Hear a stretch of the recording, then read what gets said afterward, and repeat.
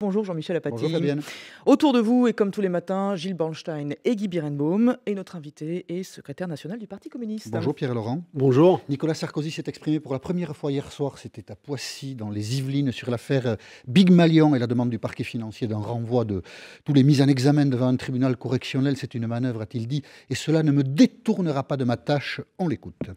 Aucune polémique, aucune manœuvre, aucune manipulation, aussi honteuse soit-elle, ne me détournera d'un centimètre de ma volonté absolue de construire avec vous une alternance forte. Vous êtes d'accord avec Nicolas Sarkozy? Ça sent un peu le coup fourré, cette histoire? Il y a quand même un problème, hein. Sinon, l'instruction judiciaire ne continuerait pas. Donc, il faut que la justice aille au bout de ses investigations. Et qu'elle intervienne dans un processus de primaire et tout ça, c'est choquant? C'est pas Qu'elle choquant intervienne. Il y a des règles qui sont les règles des financements des campagnes électorales. Si elles ne sont pas respectées par ceux qui prétendent à la fonction première, qui est celle de président de la République, il y a quand même un grave problème. Donc, il faut que la justice aille au bout de ses investigations et de l'instruction, sans se laisser détourner par les échéances électorales. Le gouvernement a décidé de baisser les impôts, c'est ce ont annoncé plusieurs ministres la semaine dernière. Et le Premier ministre l'a confirmé hier au micro d'RTL. Baisser l'impôt sur le revenu, il explique pourquoi. Écoutons-le ensemble. J'agis pour baisser les impôts des ménages modestes et des classes moyennes. Parce que c'est vrai que les impôts sur les ménages ont trop augmenté entre 2010 et 2014. Nous voulons rendre du pouvoir d'achat aux Français. Et les impôts ont baissé en 2014, en 2015, en 2016 pour 12 millions de ménages. Oui. Rendre du pouvoir d'achat aux ménages français, c'est une bonne idée, sans Je doute, crois Pierre-Laurent. que sur l'impôt, on pose très mal le problème. Et le sujet dont on ne parle pas, c'est celui de la justice fiscale.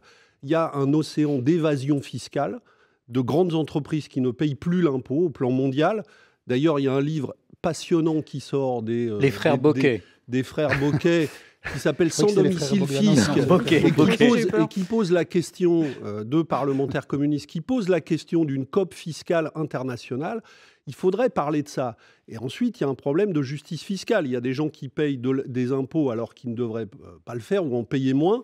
Et des gens qui sont immensément riches et qui n'en payent pas. Et d'ailleurs, Nicolas Sarkozy, dont on parlait à l'instant, lui propose carrément de supprimer purement et simplement l'impôt de solidarité sur la fortune. Donc le vrai sujet, c'est la justice fiscale. L'impôt est Mais nécessaire. là, concrètement, Pierre-Laurent, vous avez l'impression quoi? Que le gouvernement se rattrape, c'est ça, avant les élections? C'est le sentiment Non, que ça mais vous il laisse y a ou pas? beaucoup d'effets d'annonce là-dedans, parce que, Mais est-ce que c'est la une bonne annonce? réalité, c'est que les impôts globalement des Français, si on ajoute les impôts sur la consommation, les impôts locaux et les impôts nationaux, la fiscalité ne baisse pas du tout sur les ménages les plus modestes et les couches moyennes. Et en plus, les salaires baissent. Donc en vérité, le pouvoir d'achat est durement attaqué. La situation étant ce qu'elle est, est-ce que baisser les impôts, c'est une bonne décision ou Je pas? le répète, il faut augmenter les impôts pour des gens qui devraient en payer, qui n'en payent pas assez alors qu'ils sont immensément riches. Oui, mais baisser Et les il impôts faut, là pour les, pour et les il classes faut moyennes. rendre la fiscalité plus juste pour les plus modestes. Mais globalement, il ne faut pas baisser les rentrées fiscales. Nous avons besoin de rentrées fiscales qui sont un moyen de redistribuer la richesse qui est produite dans l'économie pour financer des services On est le pays publics, qui a par les exemple. plus hauts prélèvements obligatoires en Europe. On a rattrapé le Danemark. Je ne sais pas s'il faut augmenter encore, mais enfin, là, pour l'instant, nous sommes champions Oui, d'Europe. mais nous sommes un pays c'est qui pas a mal, hein, d'être construit des champion d'Europe. systèmes de solidarité, et heureusement que nous les avons. Parce que sinon, il y a des millions de gens qui tomberaient encore davantage et plus vite dans la pauvreté. Gilles Bornstein. Mais quand Michel Sapin ou Manuel Valls disent on aurait bien fait 2 milliards d'économies, mais on n'a pas les marges pour, est-ce que vous acceptez cette logique comptable? Les économies, c'est la même chose. Où est-ce qu'on les fait? Si on fait encore des économies sur les services publics qui sont un moyen de redistribuer de l'égalité et de la justice, c'est une très grave erreur. Or, c'est pourtant le chemin qu'on est en train d'entreprendre, qu'on a mené pendant 5 ans et que vont continuer à faire. Si par contre, on me dit on fait trop d'exonérations fiscales pour les entreprises en disant que ça va servir l'emploi alors qu'elles font l'inverse. Par exemple, il faudra m'expliquer pourquoi SFR a touché le CICE, pourquoi des candidats proposent comme Sarkozy de doubler le CICE et puis SFR fait 5000 suppressions d'emplois en ayant touché cet argent-là, c'est-à-dire notre argent. Et Sauf que le plan on lui social est donne, à 800 on lui millions donne le d'euros. feu vert pour supprimer 5000 emplois. Sauf Alors que chez le CICE SFR a été fait au nom de l'emploi. Chez SFR, Donc il y monsieur a des Laurent, économies à faire de ce côté-là. chez SFR, le plan social est à 800 millions d'euros, 2 mois et demi de salaire par année à l'intérieur de l'entreprise. C'est d'ailleurs pour ça peut-être que la journée de protestation hier n'a pas très bien marché. Et que les syndicats ont Mais accepté c'est dans un gâchis. l'entreprise. Mais c'est un gâchis fantastique. Vous vous rendez compte qu'au lieu de mettre de l'argent à créer des emplois et à rendre les entreprises plus efficaces ou les services plus efficaces, on dépense de l'argent pour mettre les gens dehors. Mais ça a été signé, comme dit Jean-Michel. Et donc, Et les syndicats. les plans sociaux, sont. À SFR, Oui, les syndicats ont accepté le plan. C'est pour ça qu'il entre en vigueur. oui, non, pas tous les syndicats d'abord. La CFDT et l'UNSA, syndicats majoritaires dans l'entreprise. Écoutez, à chaque fois, on nous fait des On salariés. fait quoi à chaque fois? Des salariés à qui on dit vous n'arriverez pas à empêcher le plan de licenciement, mais on va vous proposer de l'argent pour partir. Les S'ils syndicats se sont battent des acteurs de pour l'entreprise. essayer d'avoir cet argent-là, c'est pas moi qui vais les condamner, parce que ces gens-là sont devant une très grande angoisse sur ce qui va leur arriver. Donc ça, c'est bien normal. Et il y a effectivement des syndicats un peu partout qui souvent se battent pour obtenir de meilleures conditions de départ.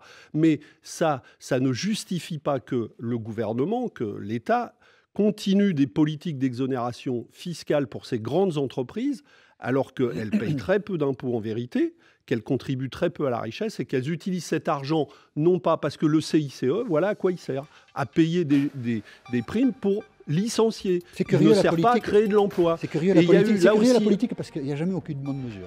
On augmente les impôts, c'est pas bien. On baisse Non. les impôts, c'est pas bien. Mais C'est c'est- curieux, mais la ça n'est pas politique, vrai. Lisez le rapport parlementaire qui a été réalisé sur le bilan du CICE, notamment à l'initiative de la sénatrice communiste Marie-France Beaufils, et vous verrez que ce rapport contient Il des faut s'arrêter. propositions Restez- précises pour faire autrement. Restez avec nous, Pierre-Laurent. L'émission politique Merci. continue sur France Info. On va parler élection, Mélenchon, Macron. Vous pourrez répondre en Ça rime. prose. Ceci dit, il est 8h40 sur France Info et l'info, c'est Victor Matet.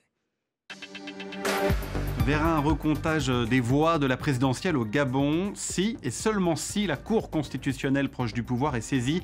La réaction sur RFI du président Ali Bongo. Sa réélection de justesse, il y a maintenant une semaine, est toujours remise en cause par l'opposition. Elle dénonce de nombreuses violences et arrestations. En France, les recherches, à l'aide notamment d'un hélicoptère, reprennent ce matin en Ille-et-Vilaine. Une enfant de 10 ans a disparu hier d'un institut médico-éducatif de Montfort-sur-Meux, tout près de Rennes. Une disparition jugée inquiétante. Nicolas Sarkozy dénonce des manœuvres, des manipulations également. Première réaction de l'ancien président hier, depuis les réquisitions du parquet sur son possible renvoi en correctionnel. C'est l'affaire Big Malion. Le candidat à la primaire de la droite participait à une réunion publique à Poissy, en région parisienne. La CGT réclame toujours l'abrogation de la loi travail. Le syndicat étudie même la possibilité de recours au niveau international, explique sur France Info l'une de ses représentantes. La CGT, aux côtés de Force Ouvrière, cet après-midi à Nantes pour un meeting de rentrée à une semaine d'une nouvelle mobilisation contre la loi El Khomri, le texte définitivement adopté cet été. La contre-performance des Bleus hier soir, c'est le sélectionneur Didier Deschamps lui-même qui le reconnaît. L'équipe de France de football revient de Biélorussie avec un match nul 0-0. C'était le premier match des éliminatoires de la Coupe du Monde 2018. Lucas Pouille lui a joué son dernier match à l'US Open de tennis, battu par un autre Français, Gaël Monfils. Il jouera en demi-finale contre Novak Djokovic, qualifié après l'abandon de Jo-Wilfried Tsonga. France Info. Retour dans l'émission politique de France Info avec Pierre-Laurent invité ce matin. Avant qu'on parle d'élection, Pierre-Laurent, quand même un mot sur les syndicats qui se retrouvent à Nantes aujourd'hui pour rediscuter loi travail. Il y a un appel à manifester pour le 15 septembre. Pourquoi faire ? Et parce que cette loi a été votée dans des conditions qui sont politiquement illégitimes, Mais puisqu'il n'y avait pas de majorité pour adopter cette loi. Donc elle est toujours très contestée dans le pays, elle n'a jamais été acceptée par les syndicats, elle a été imposée par le 49.3. Donc il y a maintenant une bataille qui s'engage pour qu'elle ne soit pas appliquée. Bon.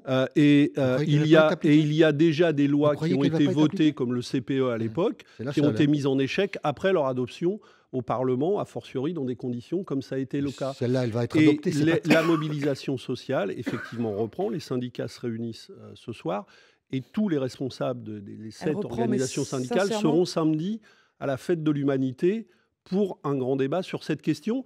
Et j'ai invité avec André Chassaigne et Eliane Assassi, nos deux présidents de groupe parlementaires, tous les parlementaires de gauche à la Fête de l'Humanité qui ont refusé la loi travail, et nous ferons une rencontre commune vendredi après-midi en ouverture de la Fête de l'Humanité. Vous avez même invité Jean-Claude Mailly. Il paraît que c'est la première fois que le patron de FO va à la Fête de l'Humain. Donc j'imagine Oui, que c'est pour la cette occasion. première fois, effectivement, mais ça montre bien que la mobilisation qui a eu lieu a changé un peu le paysage aussi, à la fois syndical et politique. Le Parti communiste que vous dirigez, Pierre Laurent, a l'air un peu dépassé par les événements. Montebourg, Duflot, Hamon, j'en oublie un. Tout le monde est candidat. Mélenchon, évidemment, Jean-Luc Mélenchon. Tout le monde est candidat à l'élection présidentielle et vous regardez passer les trains. Vous n'avez pas les moyens d'arrêter cette division de la gauche. Non, mais on pose un problème qui est pas, c'est pas le Parti communiste français qui est dépassé, comme vous le dites. Nous posons un problème. Il est pourtant d'une très grande simplicité. Ah, absolument. Nous savons que si Jean-Luc Mélenchon, Arnaud Montebourg ou un autre candidat de la gauche du Parti socialiste, un candidat écologiste, et les communistes qui ont vocation aussi à dire des choses dans cette bataille présidentielle partent chacun de leur côté, nous n'avons aucune chance d'offrir une victoire possible à la gauche. Si nous le faisons de manière unie, si ces forces vont unies à la bataille, eh bien, elles sont quasiment assurées dans cette situation d'être en tête de la gauche et elles peuvent réouvrir l'espoir. Unis autour de qui? Vous le dites dans une tribune dans Le Monde dès ce matin. Vous dites diviser, nous allons dans le mur. Vous nous expliquez ça pendant 2 pages, mais vous ne dites pas autour de qui vous alliez. Parce que nous sommes les seuls, effectivement, à ne pas faire de la question du non le préalable. Parce que je vois bien que c'est sur cette question que nous butons. Donc, moi, je vais proposer une autre méthode à la Fête de l'Humanité. Que chacun de ces candidats acte en public. Ils vont tous venir à la fête. Et il y aura d'autres occasions de le faire. Les points qui nous sont communs. Parce que ce qui est extraordinaire, c'est que si encore nous n'étions d'accord sur rien, mais par exemple, nous sommes tous d'accord sur l'idée qu'il faut s'attaquer aux banques et au rôle de la finance. Ce qui n'a pas été fait, c'est un des fiascos du quinquennat de Hollande. Nous sommes d'accord sur des réformes profondes en matière démocratique. Et nous avons tous travaillé à un moment donné une autre sur l'idée d'une 6e République. Vous êtes d'accord, mais ils veulent être candidats. Ils veulent être candidats. Pardon ? Ils veulent être candidats. Voilà. Donc, il faut prendre le problème autrement, parce que ça, je n'ai pas le pouvoir de leur manifestement de leur demander de s'effacer. C'est pas très réaliste. C'est-à-dire, Jean-Luc Mélenchon, il va aller jusqu'au bout. Mais ce n'est pas très réaliste. Alors, on va essayer d'être réaliste. Jean-Michel Apathy, c'est d'aller tous ensemble dans le mur quand il y a un tel danger en face de droite et d'extrême droite. On va essayer d'être simple. Est-ce que le Parti communiste aura un candidat dans cette élection présidentielle? Aujourd'hui, je dis que le Parti communiste a vocation à avoir un candidat. Et d'ailleurs, il a les moyens de le faire. Vous le serez? Si nous n'avons pas déclaré cette candidature, c'est parce que nous voulons justement éviter ce scénario. Et le scénario que je privilégie n'est pas celui d'une candidature communiste. Il est celui de faire avancer le processus d'une candidature communiste. Vous serez candidat si vous n'arrivez pas à réunir tous ces gens? Les communistes, non, je ne répondrai pas à cette question aujourd'hui. Les communistes ont décidé d'y répondre au mois de novembre en ayant poursuivi jusqu'au bout ces efforts politiques-là. Et l'appel public que je lancerai à la Fête de l'Humanité continuera d'aller dans ce sens-là. Et c'est pour ça que j'ai invité tous ces candidats, qui d'ailleurs décident de venir et de répondre à mon invitation, parce qu'ils veulent dialoguer avec ce public qui n'attend que ça. Vous croyez que les gens qui ont mené la mobilisation sur la loi travail attendent que nous, qui les avons soutenus et qui avons fait d'autres propositions, nous allons avec 5 candidats à l'élection présidentielle. Évidemment, Cécile Duflot ira jusqu'au bout. Jean-Luc Mélenchon ira jusqu'au bout, et s'il le peut, Arnaud Montebourg ira jusqu'au bout. Et vous le savez comme nous, Pierre Laurent. Scénario, c'est ce que vous dites aujourd'hui. Moi, je vois que le scénario, que des choses que j'ai dites il y a plusieurs mois déjà, évidemment, ça n'est pas facile de se faire entendre parce que la logique présidentielle pousse, commence à être entendue. Chacun voit bien que ceux qui croyaient que Hollande allait sortir de tout ça, c'est beaucoup plus compliqué que ça. Et que donc, l'impératif de nous rassembler va s'imposer dans les semaines et les mois qui viennent. En tout cas, je travaillerai jusqu'au bout à ça. Emmanuel Macron a quitté le gouvernement. On voit que ça marche. Un sondage du Figaro le donne ce matin en tête de tous les candidats de gauche pour une éventuelle candidature. Un commentaire ? Mais tout simplement parce que, d'abord, il a été nourri par François Hollande et par le quinquennat actuel, puisque les thèses de Macron ont été celles qui ont été systématiquement mises en avant par le gouvernement. Ça plaît aux gens, manifestement. Maintenant qu'il y ait des trahisons internes à ce camp-là, je le constate comme vous. Et effectivement, dans la situation actuelle, c'est-à-dire face à notre incapacité, à nous, les forces de gauche alternatives, à offrir une perspective et pas 4 ou 5, eh bien, ce type d'opérations politiques peuvent prospérer. Et il y en aura d'autres si nous laissons faire. Son appel à briser un peu les lignes, vous ne pensez pas que ça peut rencontrer de l'écho, plutôt que de rester sur une gauche? Mais les gens aspirent à du neuf. Donc, et le neuf, c'est Macron, parce c'est pas autre chose. Qu'est-ce qu'on leur propose? On leur propose une présidentielle, pour le moment, qui est la même que 2012. Or, dans toutes les enquêtes d'opinion, que disent les Français, c'est qu'ils n'en veulent pas. D'ailleurs, quand Sarkozy se lance, pourtant il occupe toutes les antennes médiatiques, eh bien, premier sondage qui paraît, 80% des Français ne veulent pas qu'il soit candidat. 85% des Français, dimanche dernier, dans un autre sondage, disent qu'ils pensent que Hollande ne devrait pas se présenter. Et pourtant, imperturbablement, le système politique fait comme si tous ces avis-là des Français, ça ne compte pas. Et on leur propose le casting qui est le même que celui de 2012. Donc évidemment, il y a une prime à la nouveauté. C'est pour ça que Macron, ça marche. Il y a une prime à la nouveauté dans ce paysage. Mais pas de désir de gauche, moi, je pense que nous, si nous sommes capables de faire une offre politique nouvelle qui nous rassemble, oui, les forces que j'ai énoncées tout à l'heure. Jean-Luc Mélenchon, plus Arnaud Montebourg, plus Benoît Hamon, plus Cécile Duflot, plus moi-même. Si ensemble nous étions capables, eh ben, moi je pense qu'on fait... ensemble, tout devient possible. C'est le slogan de 2007 de Sarkozy. Ensemble, tout devient possible, voilà, c'est évident. C'est ça. Vous voyez, Pierre, j'avais le slogan. Merci. Non, c'est merci Nicolas Sarkozy. Et l'inconscient parle puisque vous vous êtes mis dans la liste des présidentielles. Ouais, exactement. Pardon.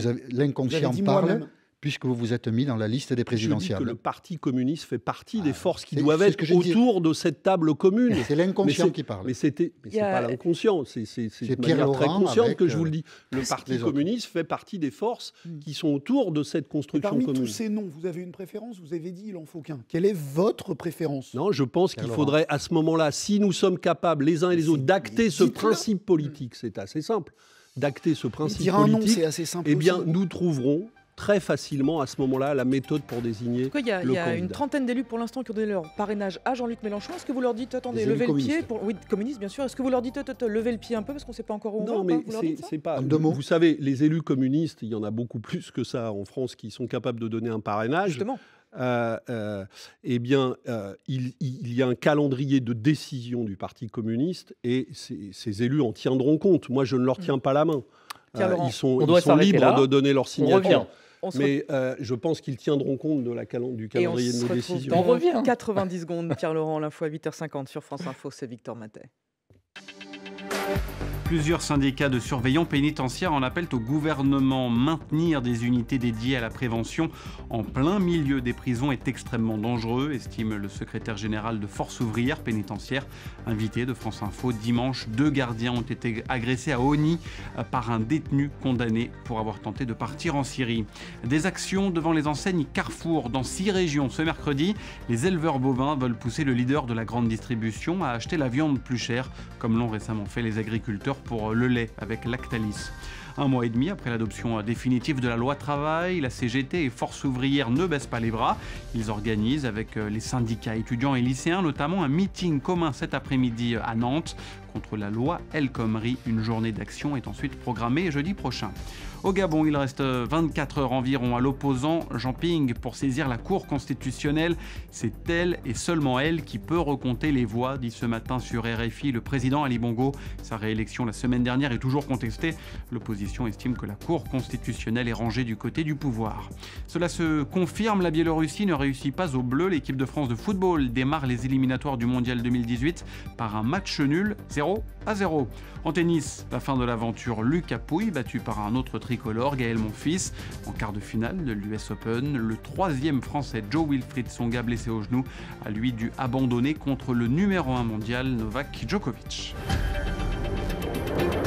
France Info. L'émission politique de France Info avec Pierre Laurent, invité ce matin. Pierre Laurent, Marine Le Pen propose un référendum sur l'Europe. Vous aussi, sur l'Europe, vous trouvez que les choses ne fonctionnent pas bien. Je voudrais qu'on l'écoute d'abord. Vous le savez, ce référendum sur notre appartenance à l'Union européenne, je le ferai en France. Parce que vous avez le droit à la parole dans votre pays. Référendum aussi ou pas ? Moi, je crois que sur la question européenne, toutes les grandes décisions qui concernent la France devraient être soumises aux Français. Au Parlement déjà, ce qui n'est pas toujours le cas, et aux Français. Donc référendum. Et ma méthode n'est pas du tout celle de Marine Le Pen. Elle parle d'un référendum pour sortir de l'Union européenne. Moi, je pense qu'il faut procéder autrement, parce que l'Europe ne peut pas continuer donc, juste comme ça. Un référendum pour vérifier si les Français veulent rester ou pas dans l'Europe. Oui, mais moi, je pense qu'il faut procéder. Moi, je propose une autre méthode.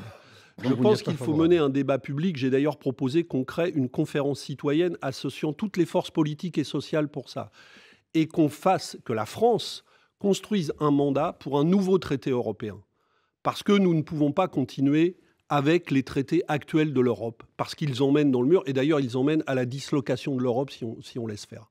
Donc moi, je pense qu'il ne faut pas accepter cette perspective. Et la France doit construire les bases d'un nouveau traité. Et ces bases-là, pour aller à la négociation avec les Européens, oui, moi, je ne suis pas opposé à ce qu'elles soient soumises aux Français.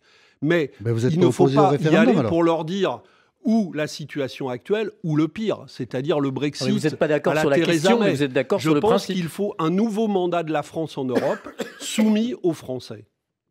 Gilles ? Laurent Bouvet, un politiste... Entre deux tout. Pardon, entre deux quintes de tout. Je vais faire une petite Hillary Clinton. Laurent Bouvet, un politiste de gauche, explique que les plus défavorisés, les oubliés, peuvent avoir peur de voir un mode de vie leur échapper sous les coups de la mondialisation, voire de l'immigration. Il a appelé ça l'insécurité culturelle. Est-ce que ça existe ? Mais je pense qu'il y a effectivement une très grande angoisse dans le peuple français et chez d'autres peuples en Europe face à l'avenir. Le problème, c'est pas que l'avenir social.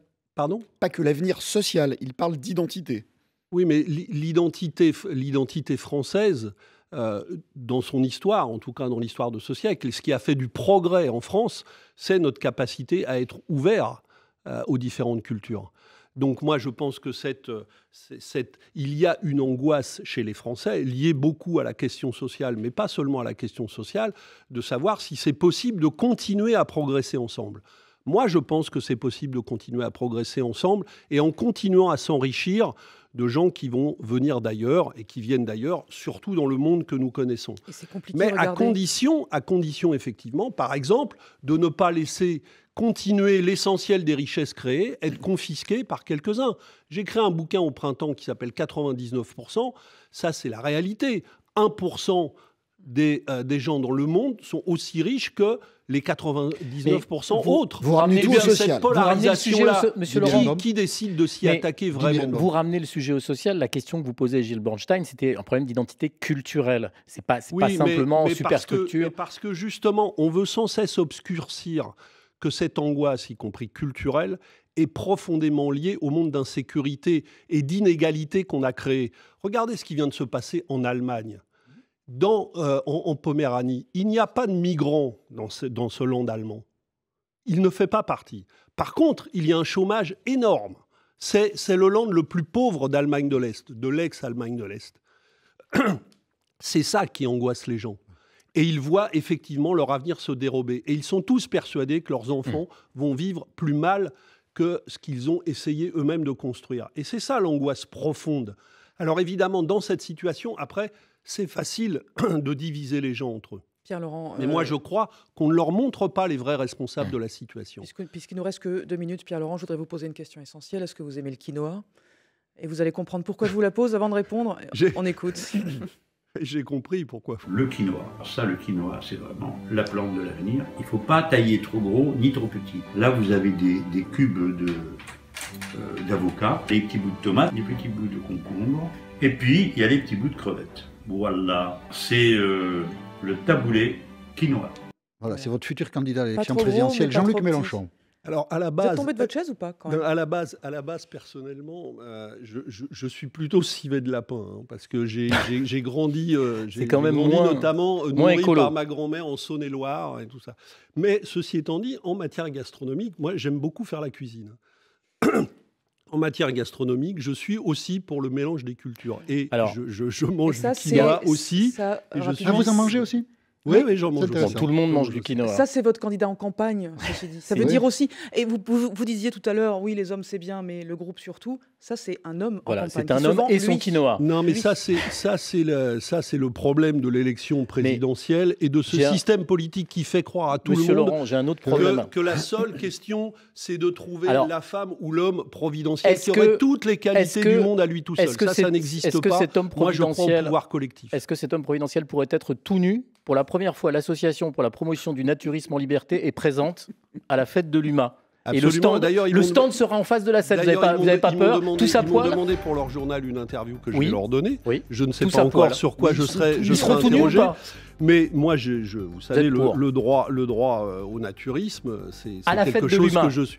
Mais vous savez, la fête de l'UMA, d'ailleurs, je ne sais pas si vous avez vu l'affiche de la fête de l'UMA qui est très belle. Elle est dans l'UMA. Et il y a aussi un corps un peu dénudé, entre autres, dans cette affiche qui montre le mélange des cultures qu'est la fête de l'humanité. Ça sera un endroit de grande liberté, la fête de l'humanité. Ce week-end à La Courneuve. Merci Pierre-Laurent d'avoir accepté l'invitation de France Info. Voilà, nous on est textiles sur France Info et merci à demain.